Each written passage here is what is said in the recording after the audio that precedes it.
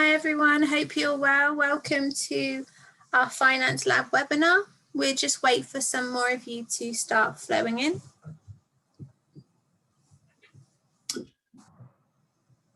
And I'll say good afternoon to you as well as you join us electronically.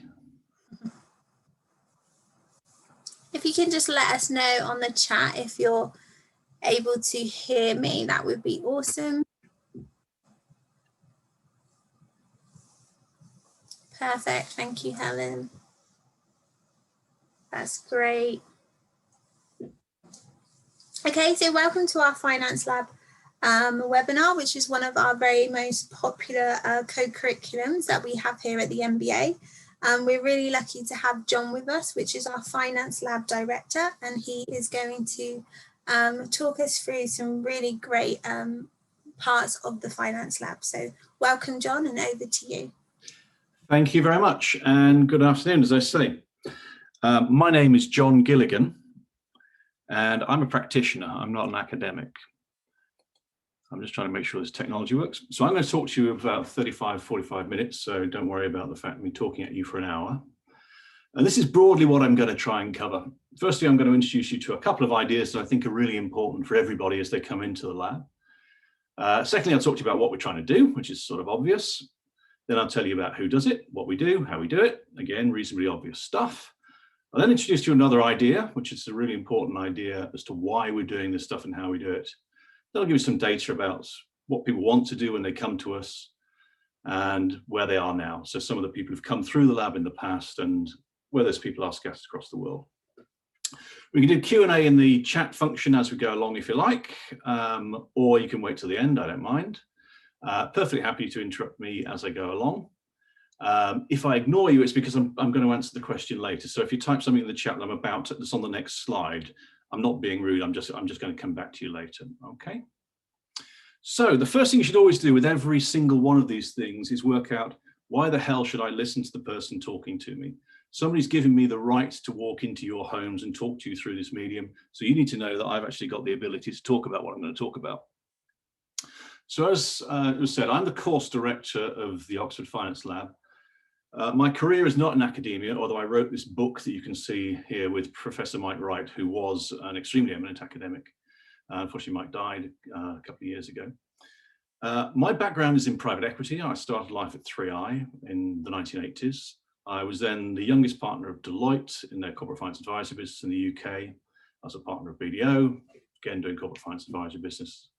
And I currently sit on the investment committee of the Big Issue Invest, which is an impact investment fund in the UK. We manage or advise about £350 million, and we invest in pure social enterprises. So it's very, very concentrated impact. It's not thematic impact investing, it's pure impact investing. And if that doesn't mean anything to you, it will do by the end of term 1 of this year. I'm also a trustee of the Big Issue. If you're not in the UK, you may not know what the Big Issue is. When you come here, you won't be able to avoid it. It's a social enterprise, 30 years old, and anybody in the UK will be able to explain to you what it is. It's not what I'm here to talk about today, so I won't go on about that. So here's the first idea, bad news. Business is not an IQ test. Now, the good news is there's no evidence I'm aware of that being stupid helps much either. But this is not a course about how clever you are. It's not a course about demonstrating you as an individual and your ability to think. This is a course about something broader than that. It's about what it takes to be a professional financier out in the marketplace. And that's more than just how smart you are. Being smart helps, but it's not the be all and end all of it. And people who struggle with what we're doing sometimes come here with a view that says, I've been selected for intelligence for all of my life. That's why I'm in Oxford University. Therefore, that must be the most important thing. I'm going to try and disabuse you of some of that. And maybe because I'm often not the smartest person in the room by a long chalk myself. One of the things you'll find about coming to Oxford is when you get there, there's almost no point in thinking you're the smartest person, because there's definitely somebody smart around the corner, because it's the University of Oxford and everybody's there. This is the second big idea. Competence beats enthusiasm. Lots of people are very enthusiastic and passionate about what they do, but if you're not competent, it doesn't help. So what we want to produce in the Finance Lab is people who maintain their enthusiasm and passion for what they're doing, but come out with a deep level of competence. And competence is not just about learning tools and techniques and having a box of tools and being able to pull out the right one. It's also about knowing which of those tools you should be using and when you shouldn't be using them, and which tools are relevant and which are not. So a lot of what we spend our time doing is guiding you through case studies and situations where you're deciding which tools to bring out of a bag and why you should use them, and also when they don't work. Okay.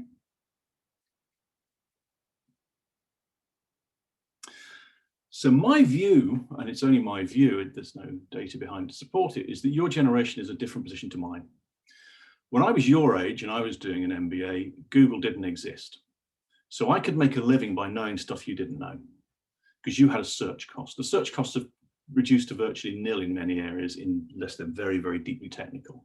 So what you need to be able to do is ask the right question, not to store the right answer. And you need to know where to get the right information from, how to judge it and assess it. And then you need to be able to influence and negotiate with other people once you've got that information.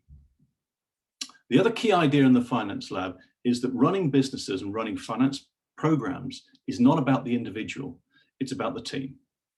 The person who's, say, the smartest in the room won't win, the best team will win.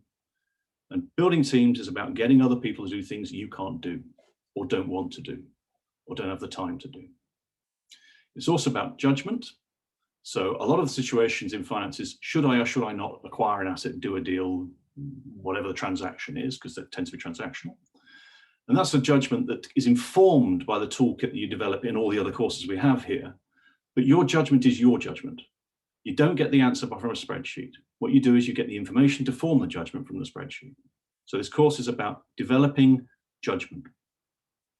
It's also about character, because one of the characteristics of the transactional financial business is that it's intense. It comes in short bursts. It's a bit like war. A lot of times it's very boring. And then you have periods of extreme intense activity. Forgive me if any of you are in the military, I wasn't. And the purpose of these things, to ask the right questions, develop negotiating and influencing skills, build teams, have judgment and character, is to create and capture value for you and your clients, whoever your clients are. Your clients may be your shareholders if you're the owner of the bit, if you're managers of the business. They may be your investors if you're a private equity fund. They may be your client if you're an advisor. What it is, your objective is to create and then capture value. That's what corporate finance is for. So, the objectives of the Finance Lab. So we as a university have some objectives and you as students have some objectives. And I thought I'd share both with you. We don't normally share our objectives with you as a student body, but I don't see any reason why we shouldn't. So the reason we run the Finance Lab is because we want to attract a particular type of people into the school. We want to attract people who will have significant careers in the financial industry and the markets, some of them private, some of them public. Most of the students' objectives when they come into the lab is about employment. So people come here wanting to go into private equity, M&A, asset management, financial markets, these sorts of things. And this is a mechanism that allows them to build a network of contacts there. The thing that we're also building at the same time is we're building a large alumni network. So if you get into the Finance Lab and we work together, you'll become part of the Finance Lab. You become a member of it. I don't consider the people in the Finance Lab to be our students. I consider to be our members. And once you're a member of the Finance Lab, you're a member of the Finance Lab for life, because we're building an alumni network around the world of people that have been through this process. And the reason we do that is because it enables us to help people to get to where they want to get to. It means that we get better content when we're teaching, get a guest come into the Finance Lab through our alumni network, and also enables us to guide our new students and new members towards the old members and build that virtuous circle. I have an educational objective. My educational objective is to teach you how to act professionally in high finance. So this is a commercially biased program. It's not a theoretical program. I'm not here to teach you any of the theoretical things that you'll learn in all the other theory courses that you'll get in Oxford. Two reasons. One, the people teaching those courses are better at that than I am. And two, there's no point in duplicating. What I want to teach you is, in a situation, which of those things that you've learned here do you reach for? And finally, this is actually a quote from one of your illustrious predecessors who said, so I'm not talking about the code at the bottom of the slide, I'm talking about the ability to talk. He said that to me at the end of I think the first one I ran, that the thing he most valued out of coming into the Finance Lab was he now had the ability to talk about finance with employers in interviews at all levels, from the partners down to the associates, with confidence. So what we aim to have is people who go out into interviews perfectly confident that they can have sensible conversations with anybody about the broad issues in finance. At the bottom of every slide, I've put some fan mail, which is there to make me feel happy as I read the slides, and also to give you some sense of the feedback we get. So I thoroughly enjoyed the experience, etc., etc. This is the structure of the course. If anybody has a question, by all means, just type them in as I go along. We do a bit of Excel modeling. Historically, when the Finance Lab was set up in Oxford about 10 years ago, we used to do a lot more Excel, and we've backed that out a lot. And the reason is because the employers value the commercial awareness more than they value the modeling piece.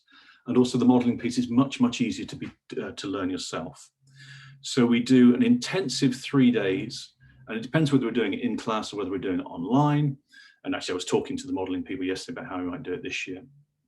And the objective of that is to make sure that if you go to an interview with any investment bank or any institution in London, you'll be able to pass their modeling test. Sorry, a couple of questions have popped up into the chat. Let me just read them. Finance Lab process is highly competitive. Yes, it is. What are the main traits I look for? What I look for is there are some exams you have to pass, and there are some questions that I will ask you which are really, I mean, the origin of the questions that I ask you is that there's a two-part admission process. One is I ask you to answer some questions, and those questions, frankly, are taken straight from one of the investment bank's own application process, and then I add one myself. I read those because I want to know a little bit more about the people. Then we make you do some online tests, and then depending on various metrics, we decide who's passed and not passed those tests. Does ESG fall within the remit of the Finance Lab? Social Impact Lab covers that entirely. I mean, I do social impact investing, but we don't do social impact investing particularly in the lab. We do have KKR come in and with their impact investing fund, as you'll see later on in this presentation. But that's a commercial impact investing fund. It's a thematic thing, to go back to that point I was making earlier on. It's not pure social impact. So if you're interested in pure social impact lab, this is much more focused towards commercial corporate finance. So what was it? Yeah, so the modeling. So we do 3 days of intensive modeling. We might do that slightly different this year. We might do a little bit at the start, then have a break, and then do some LBO modeling later on. So we might do some stuff at the start and at the end. And we also might stream people to those who have a significant level of modeling knowledge and those who are, forgive me, beginners. We then do about 4 or 5 weeks of investment banking cases. So our guests there are the big banks and similar. They are recruiting, and what they tend to do is they come and they do their cases, and they run the cases themselves. We will do some background stuff relevant to those cases, but essentially they're running those cases themselves. We then have exam week, everybody's favorite week, I'm sure. It's my favorite because I get a week off. And then we do 5 weeks of what we call Oxford case studies. And these are cases that we write and we develop with institutions around the world. Sorry, something in the Q&A asking a question. Is it a requirement to have a finance background before applying to part of the Finance Lab? I'm an engineer. Rudolph, this is designed for people who are going to finish their process in finance. It's not for finance curious people. We go at quite a pace, and we assume a level of knowledge. We also force people to acquire that knowledge by doing some of the entry exams. So my counsel is, if you want to work professionally in finance, that's what we're here for. If you just think this is a fun thing to do, probably not for you. But that balance is different for everybody. I mean, some of our most successful transitions have been people who've gone from, so Amelie came from selling software to investment banks in Wall Street, and now does social impact investing in London. Philippe did wealth management in somewhere in the States. I think he was in New York as well, and is now doing private equity in London. People do move from one place to another. We had people from the Central Bank of South Africa who are now doing impact investing through CDC. So people do transition, but but the majority of the people that I have in my mind when I'm designing the content have a background in finance. So I hope that answers that. Where are they? 5 weeks. So we do the 5 weeks Oxford cases. I'll talk about that in a second. And then you have to enter, compulsory have to enter 1 or 2 competitions as an MBA.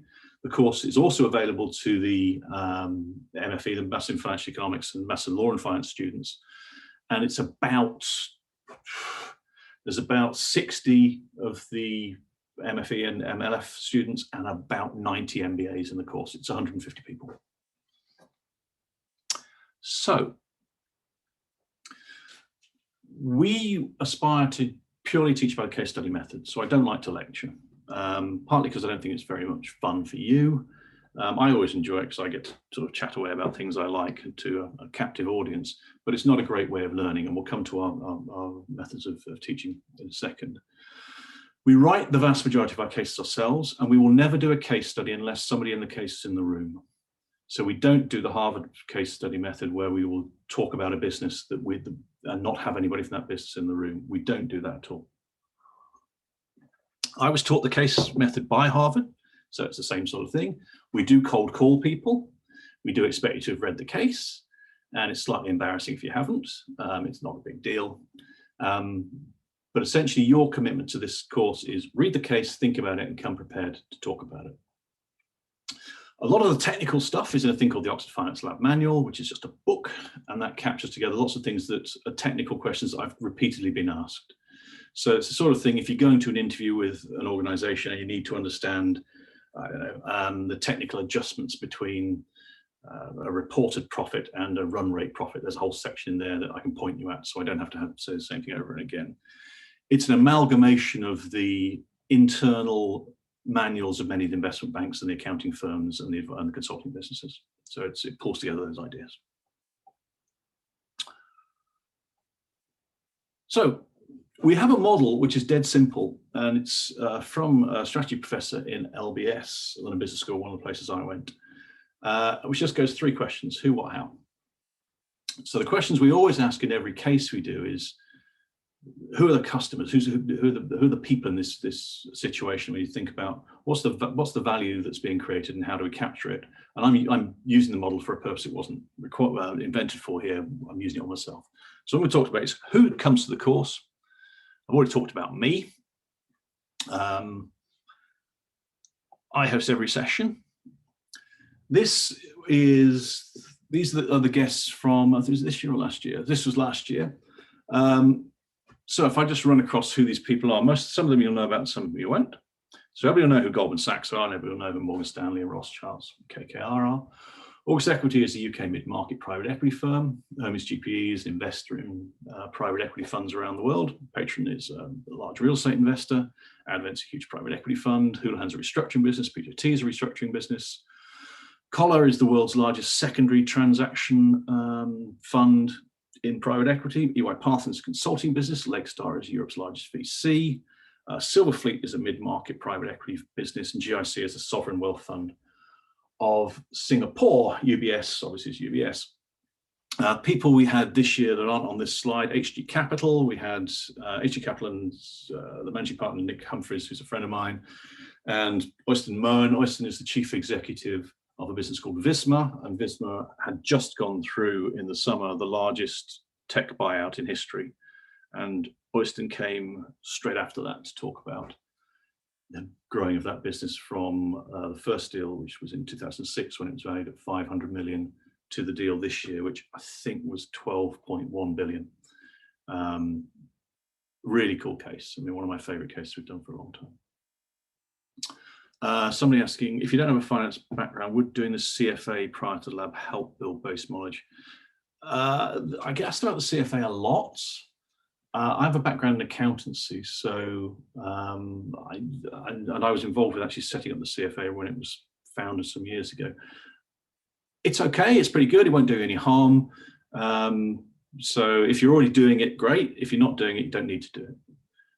You do need to understand accounting, and you do need to be able to read a set of financial statements pretty quickly, because we're going to throw quite a lot at you. The other thing about this guests cloud, it changes from period to period. So there are people who always come. So we pretty much always have the investment banks. In fact, we do always have the investment banks. And what we aspire to do is to bring only the most senior people. So, for example, Goldman Sachs, our guest from Goldman is a guy called Dennis Coleman. Dennis comes once a year to us and nowhere else. He is the global head of the investment bank at Goldman Sachs, and he's great. Dennis does 2 or 3 hours with us, and he also mentors a number of the people who are going through Goldman's internal process at the moment. So we have a person going to Goldman's private equity business. I think Victoria starts about now. She was probably starting the next couple of weeks. They delayed some of the starts because of COVID. And her background was nothing to do with private equity beforehand, and Dennis mentored her as that. We have founders of businesses who are not on this slide. So we bring in people who founded some of the businesses, people like Oystein Moen of Visma, somebody called Heather Frankham, who will mean nothing to you now, but Heather is almost always our favorite guest, who founded the UK's largest apprenticeship business. A chap called Peter Oppmann, and Pete's been chairman of 48 different private equity owned companies, and he's a turnaround chairman. So he talks about managing a crisis. When we first set up Pete's session in 2019, I think it was, we were trying to talk about what it's like when a crisis happens, because we were in a very benign marketplace.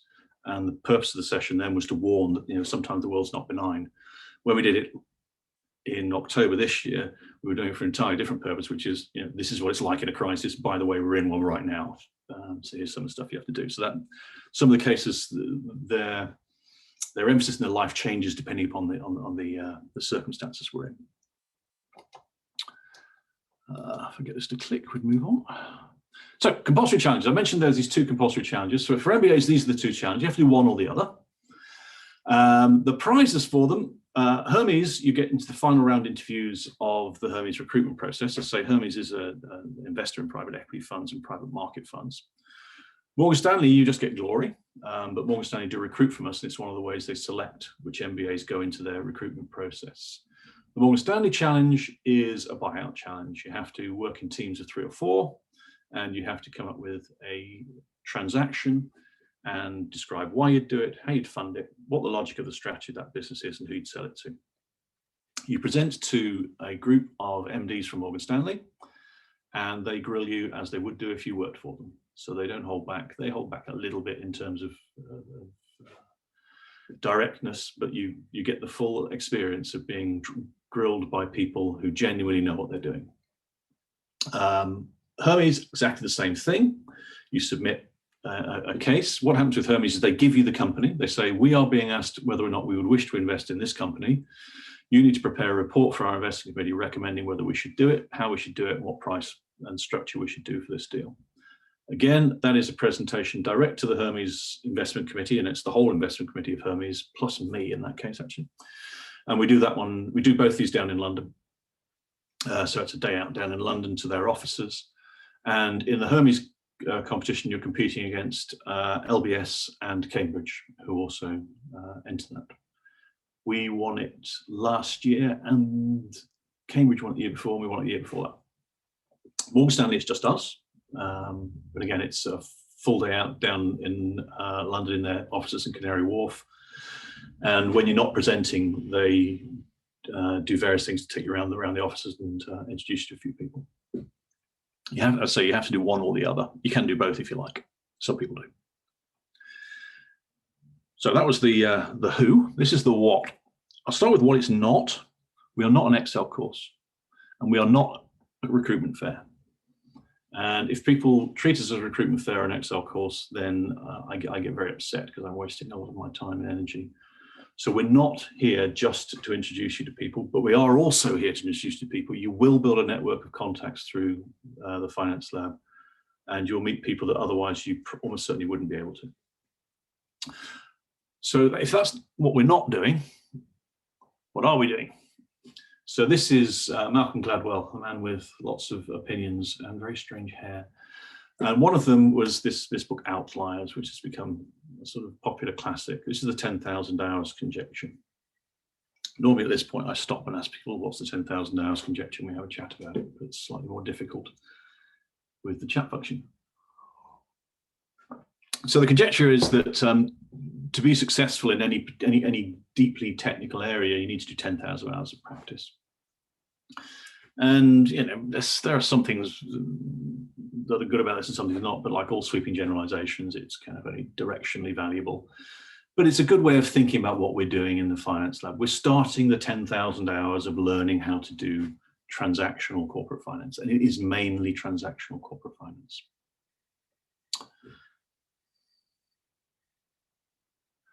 So how do we go about doing all this stuff? So I went to Harvard to learn how to do this. But this is the key sort of slide that's in my head when I'm doing it.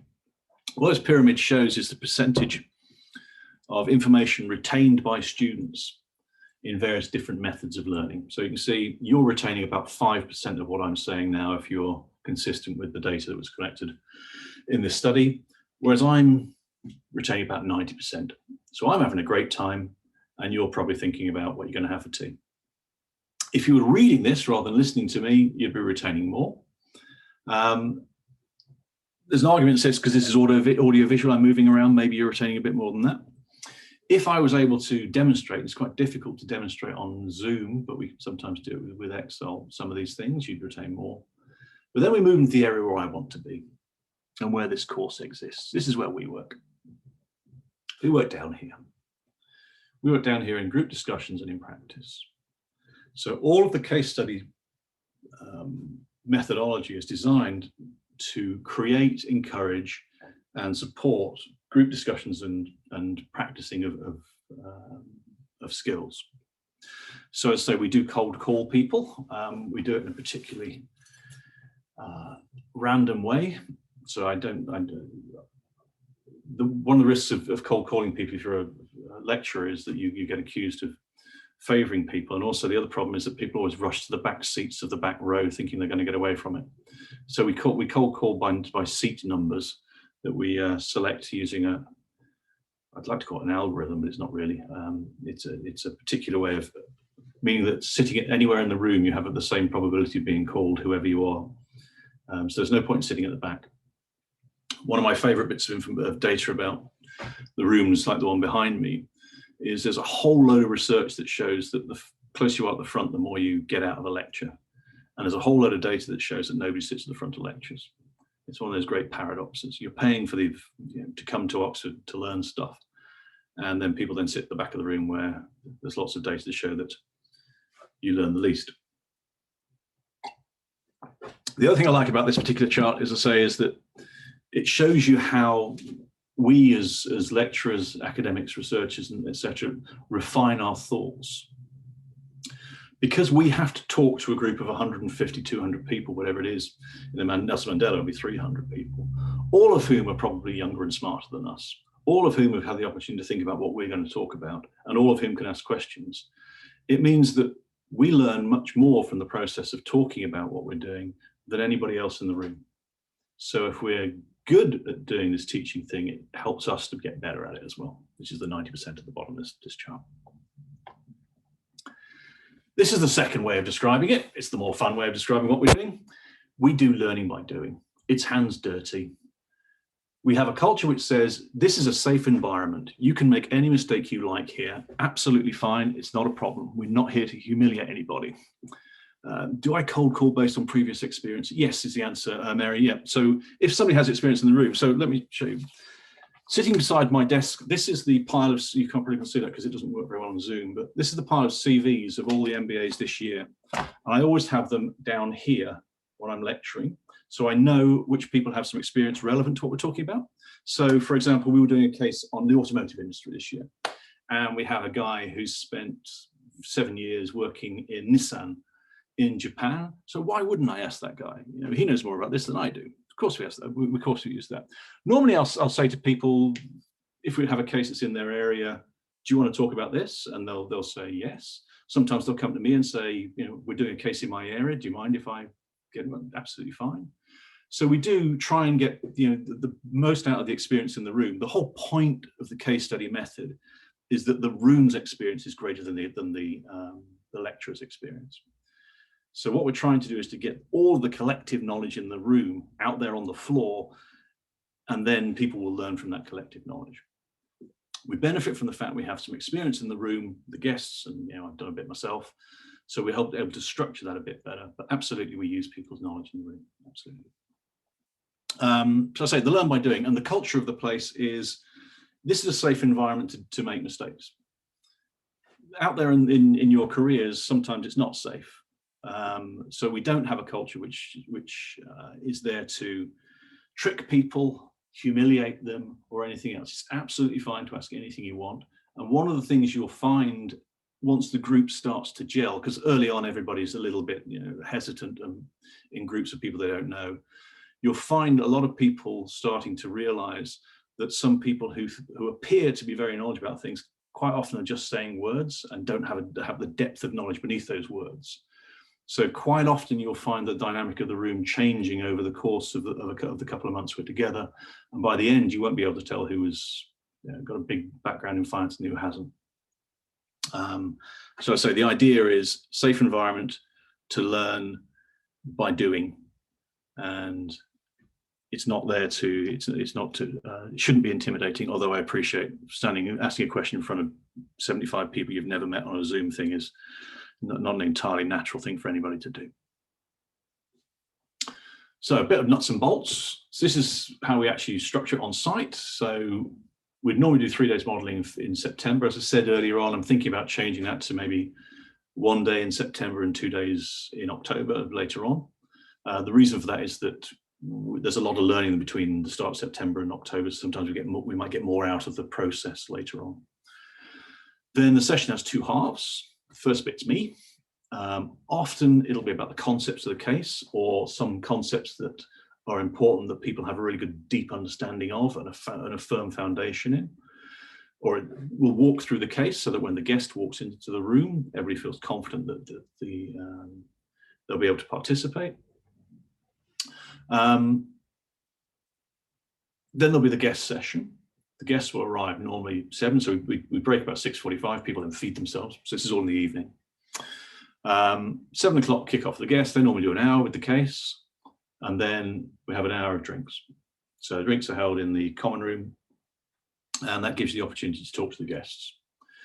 It can be a bit of a scrum, because we'll have 75 people in a lecture, and if we've got Dennis from Coleman from Goldman's, everybody wants to talk to Dennis. Dennis gets surrounded by 75 people holding a glass of wine.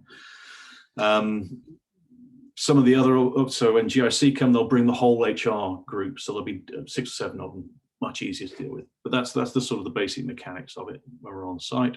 It's me, an hour of guest, drinks, done. Then at the end we have the competitions. I thought I had an online site, so I'll go back. If we're online, and I hope we're not, and actually one of the things we've learned is maybe we'll do a bit of online things over the summer. If we're online, what we do is we collapse the 2 sessions together and we make them shorter. So online we've done, I think the longest session we did was probably HG and Visma, but that's because everybody was talking and we just carried on because they were prepared to stay. But we try to get those sessions down to be shorter. And those, we have a lot of breakout rooms. So we spend a lot of time pushing people out into breakout rooms to discuss things, and then coming back. In the real classroom, we also do that. We'll kick you out into meeting rooms to discuss the situation. So a classic finance lab case would be, here's the situation, here's the business, how does this business work, how does it make money, is it a good thing to do a transaction around? The case will lead to a decision point. Now, the person in the case has a decision to make. They're going to walk through the door in 45 minutes time. You're going to have to tell them what decision they should make, and then they'll tell you what decision they did make and why they made it. We kick people out into some meeting rooms in groups of whatever the number's appropriate, 4, 5, 6. You'll come back into the lecture theatre in the second half, and I'll say to somebody, I'm just looking at the names on the chat, I'll say to Misha and Chetty, I'll say, okay, what does your group think about this? And you'll have to present your analysis of the situation to the partner of Advent, who's just done the public to private of the engineering business. I can't remember the name off the top of my head. So that's the sort of thing we're doing. So I just wanted to spend just a couple of seconds for the last 5 minutes or so just on a couple of things which are really, really important. So almost all financial transactions are about value. And value is something I've been thinking about for a very, very long time. My undergraduate dissertation was on classical value theory and Adam Smith, David Ricardo, Karl Marx and John Stuart Mill, and that was a very, very long time ago. I wasn't a contemporary, but I'm not that far off it. I was, that was in the latter half of the last century, as I now say it. So I think about this a lot. And it's right at the heart of what markets are about. It's about, markets are about how do you create and transmit value. And the right-hand side of this slide shows you I'm an economist. All value is caused by supply and demand. The problem with that is it's completely unobservable. You have no idea what the marginal utility of any individual is, or indeed if marginal utility is the right idea currently. So you can't use this idea very practically when you're transacting. Fortunately, on my right-hand side of this slide, we've got this formula, this net present value formula. And this is the queen of all formulas. Sorry, the chat's in the way for me on the screen. So this is the queen of financial formulas. What it tells you is the present value of any cash flow is the discounted value of those cash flows. Now, this is, in every course you do, this will be in the heart of it. It's in the heart of almost all courses except accounting, because in accounting we don't discount. So accounting was invented by the Venetians in 1400 and something or other, unless you're from Croatia, because there's a Croatian guy who also says he has a claim for it. But essentially, it's a double entry bookkeeping is invented in Venice around 1400. And the Venetians don't know how to discount, so they don't do any of this discounting stuff. And so accountants don't use discounting much. They do in some valuation stuff, but only when they're valuing assets on balance sheets. In all of the financial markets, this is the formula we're using. And what we're saying is, if the present value of the asset is greater than naught, given our cost of capital, which is I in this formula, if you can see my cursor, you should buy this investment. If it isn't, you shouldn't. This only works for financial assets. And financial assets can almost be defined as those things that you value using that formula. So a financial asset is something you value using a net present value formula, which is why I would argue that, for example, fine art is not a financial asset, even though it transacts in financial markets, or classic cars, something close to my heart. Now, the thing I want you to look at on that formula is everybody looks at it and goes, yeah, I know all this stuff. I've done Maths 101 or whatever you've done in Finance 101. But when you rewrite that formula, the power of things comes to light. So this is how we normally see it written. But if you write it the way it should be written, in my view, which is like this, then the most important idea of the Finance Lab should fall onto the table in front of you. Everything in that formula is expected and not known, except for T0, which is the time that you're doing the exercise.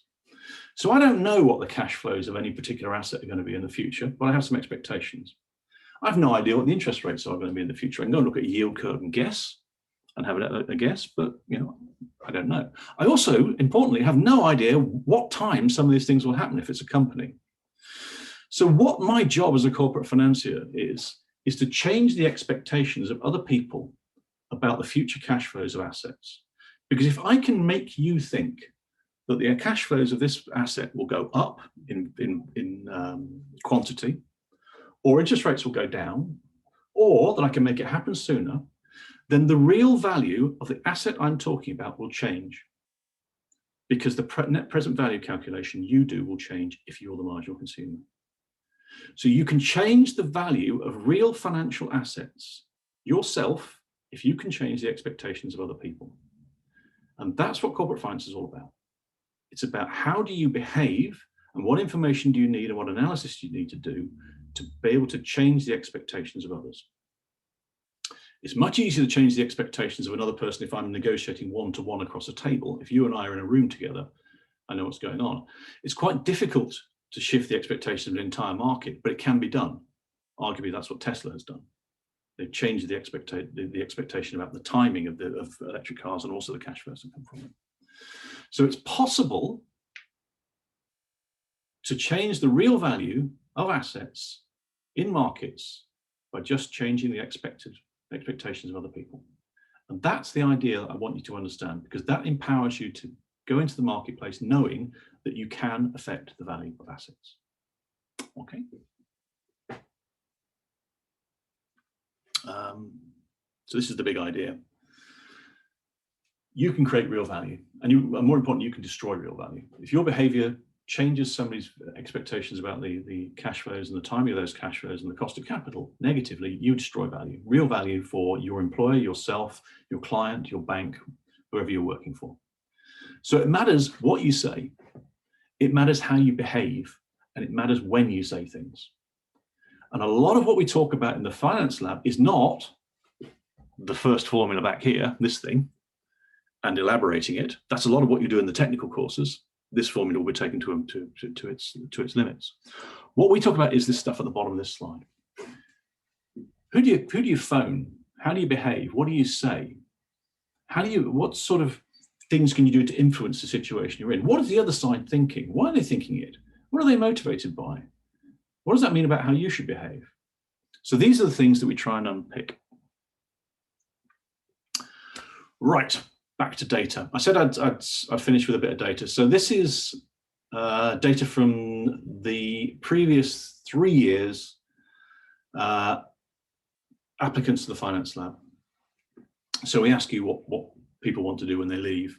So you can see about 40% want to go into IB's investment banking, 8% asset management, 20% into private equity venture capital. Few people want to start up things. Other is often an agglomeration of things like real estate and infrastructure. Few people want to go into consulting, and then fintech. Fintech's been declining recently, but 3 years ago it's very high. So that's what people say they want to do when they come through the door. And then if you've looked at LinkedIn, you'll see that I actually create this publicly. I show what people are actually doing. There's an article about this on LinkedIn by me. It's at the bottom of this slide. So this is what people are actually doing. So this is the people from, it's not this year because this year's members are still with us. It's the last 2 years. So 18, 19, 19, 20. So you can see 25% of our people, and that's 300 people. 25% of those people are in investment banking or M&A. So they're in corporate finance, transactional corporate finance. You'll see I've split VC and private equity into two different bits. Private equity is normally a double hop for most people. You have to have a finance background to go straight into private equity. This one is actually the one that we're moving the dial on and growing a lot. So we have people going, we had people into Cinven, August, Goldman's, who else we got? I can't remember the rest. This year, sorry, the year we just finished. VC, we've got 20, I think it's 22 people went into VC around the world. And you can see there's inevitably there's lots of other thinner slices. The one that's growing again is private debt. We expect that to grow. We expect this is banking as in not investment banking, but Main Street banking, corporate banking typically. That one will probably shrink. This one will probably grow. Development banking is things like CDC, Actis, these sorts of places. So that's where people are going. So the majority of our people do go into finance of some form or another. Some don't. Sorry, I've missed some questions in the Q&A. I don't turn on. I've hopefully, Sharon, I've answered your question inadvertently. What function they're joining in. So in the banks, in the investment banks, because we have two groups of people, we have the pre-experienced people who are the non-MBA, the MFE and MLFs will go into analyst level, and most MBAs will go into associate level. How many people in the finance lab? 150. And it's 150 because that's the number of people we can teach in the spreadsheet course. We this year allowed auditing because it was online. Normally I don't. And the reason I don't is because I think it's unfair to make people exert effort to get into the lab and then allow people to come along just to watch who didn't make the same exertion and didn't achieve the same results. And the selection process is, so there's a questionnaire. I'll ask you about yourself and I'll decide from that which people are asked to take the exam. And then I split the exam between the MBA group and the non-MBA group. And it's a straightforward. I have an allocation of a number of places and I just draw the line across. Anybody below that line's out and anybody above that line's in. I do have the discretion and do use discretion occasionally to take people straight in if they have a very strong background in transactional corporate finance. I might be persuaded that I'm not going to ask them to do the online stuff. Last year, there were 3 people we admitted unconditionally out of 150. That was all I had to say. So I'm very happy to answer any questions that you have. I have to say I've just shut the chat so I can't see it. So I need to reopen it. Or put them in the Q&A section. So to summarize what I've been trying to get across is this is interactive. So you will be expected to interact.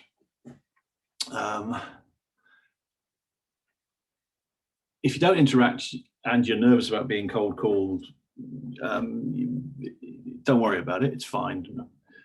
Nobody has ever been nervous at the end of the process. A few people have been nervous at the start. Your commitment to us is you've read the cases. We don't give you homework. There's no exams. You can't pass. You can't fail. Occasionally, I'll ask people to step aside and leave if they haven't. People don't attend. Then we ask them to step aside. Your only commitments are read the case, enter one of those two challenges. The challenges are great fun, if nothing else. It's a wonderful opportunity to meet interesting people in banks. Everybody who does them kind of finds them genuinely challenging and also a great learning experience. Why is there such a strong focus on transactional corporate finance special markets? The reason there's such a strong focus on transactional corporate finance is because we also run a program called the Asset Management Masterclass, which runs after us.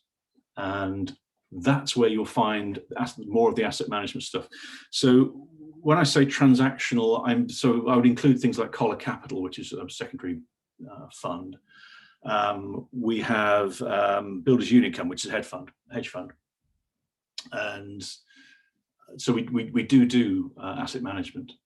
But the main reason is there's a golden rule if you're going to do what I do for a living nowadays, which is teach what you know. And I'm an M&A, corporate finance, private equity, transactional person. And the other thing is that a lot of the ideas of valuation are the same. So the guys who come from Builders Union, who are the founders of that, which is a long-only hedge fund. Those guys, one of them is ex-KKR, the other is, where did York come from? Can't remember. EQT. They're ex-private equity people who started the hedge fund. And they've come specifically to talk about, what's the similarities and differences between valuing something for the purposes of their business compared to the private equity business. When will we likely open admissions? Amy, we had a conversation about this morning with Gemma. So they're opening 1st of February, which is earlier than we normally do. So this year's the 1st of February. Am I involved in teaching other MBA courses and labs? I sometimes teach on the private equity course with Ludovic Valapin. Depends on timings and things. I also do a lot of work with careers. So one of the things that I'm doing at the moment with last year's members of the lab is I spend a lot of time with them one-on-one talking about things that they want to do and how they're getting into their various jobs.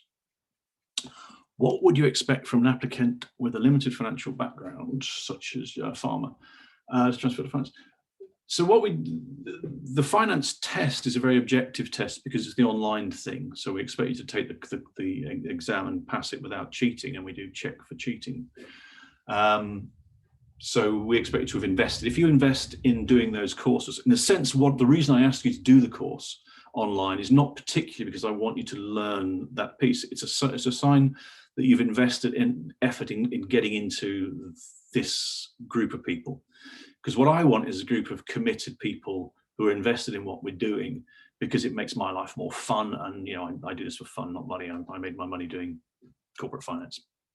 So what would I expect from an applicant with limited background? It would be that you take the online courses and you pass them.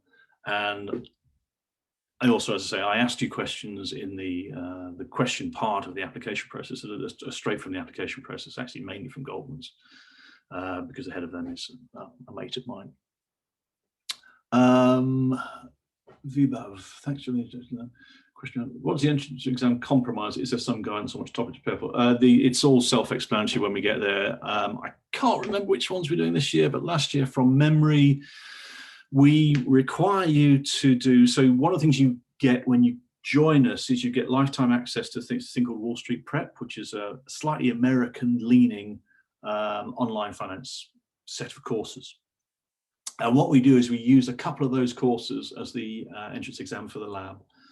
Last year, from memory, we used the accounting course and the corporate finance module.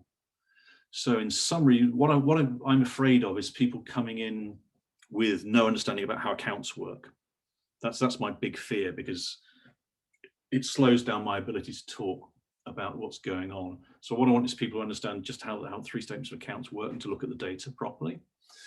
And then the corporate finance piece is really, frankly, to get you to understand how discounted cash flows and those sorts of things in a way that means that you're starting the process of getting comfortable with that. For some of you, that'll be second nature. For others, it'll be new. The biggest problem we have early on is we have a big range of abilities in the room, and it's normally not about the ideas, because you're all easily smart enough to deal with any of the ideas we're going to deal with. What the biggest problem we normally have is actually the nouns, because the words in corporate finance vary from country to country. So my favorite of these is debenture, which is a word in the UK, which is the legal document that creates a charge on an asset for a bank. So if I lend £100 million to some property company and I secure it on a building, there will be a piece of paper that registers my charge on the building to secure the asset, the loan, and that's called a debenture in the UK. In the States, a debenture is something completely different. A debenture in the States is an unsecured quoted bond. It's so different, it's not even the opposite. It's just a wildly different use of the same term in the same industry. But if you don't know that they're completely different, you wouldn't be incapable of having a conversation that was sensible, because you'd be talking across purposes. So a lot of what we have early on is people getting comfortable with nouns. How do you apply for the online courses? We give you access. So when you, as soon as you sign up to, Amy probably know more than me, as soon as you pay your deposit, I think you get access to Wall Street Prep. So as soon as you're part of the school, then everybody has access to them. And Gemma, who is the person who knows how to do this stuff, who is my assistant, Gemma will guide you to where you need to be. She's far better at that sort of stuff than I am. I am notoriously disorganized. So that's the other thing I should probably say, is if people want to talk to me, if you email Gemma, you always get a better response if you email me, because I'm elderly. Okay, are there any other questions? I'm conscious you've got many more times of sitting on Zoom and everybody gets zoomed out. Okay, right, if there are no more questions, if there are questions, email them to us by all means, no problem at all. As I say, the headlines are, it is aimed at people who want to work in finance. If you're finance curious, you're welcome, but think about it, because you might feel lost, but by all means come along. The other thing I should say is that we are 40% women, and it's 40% plus, so this year I think it was 47% women. It would be something of a fluke if we had a 5 in front of that number, because it would be 50-50. So this is, if you're a woman interested in financial markets, the wind is in your sails, because all institutions are interested in recruiting women. We have 65 different nationalities in the room, or this year. I think it was about 70 the year before. So you're all welcome. We do this because it sort of nudges the tiller of people's careers, and you become part of a group of, now it'll be 500 people next year, that we've had through the lab, of which, as I say, most of them are out there in the markets doing stuff. So you become part of a group of people who are doing interesting things. Appreciate your time. Thank you. I'm sorry I had to do all the talking. I promise you that won't happen if you do the lab. You'll be doing at least as much talking as me. Have a good day. And say, drop me a line if there's anything else you want to know. Thanks a lot. That's great. Thank you, John. That was extremely informative, and I hope, guys, you found that really insightful, just like I did. We have a walk-in tour next at 3 o'clock, so hopefully you can join us for that. And yeah, goodbye for now. Thank you ever so much. Cheers all. Take care, everyone.